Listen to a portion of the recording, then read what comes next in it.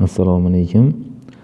Men hozir sizlarga MIBdan qarzdorlikni, ya'ni Majburiy ijro byurosidan qarzdorlikni klik orqali onlayn tarzda to'lov qilish usulini ko'rsatib o'taman.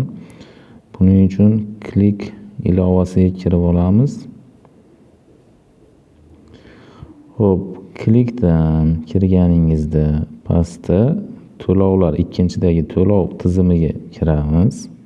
Shunda o'rtada mana davlat to'lovlari chiqadi. Shu davlat to'lovlariga kirganingizda MIB, mana albatta MIBga kiramiz.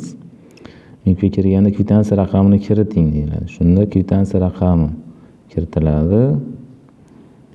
25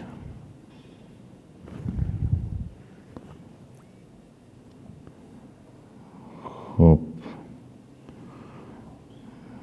ID raqamini kiritganingizda уже summasi ijro yig'imi qo'shilgan bo'lsa qo'shilgani, mana shu summasi o'zi qarzdorlik necha pul bo'lsa shunisi summasi chiqib turadi o'zi. Davom etish qilib to'lov kartasini tanlab to'lab qo'ysak bo'ldi. Shu bilan Majburiy ijro byurosidan bo'lgan qarzdorlik qoplanadi.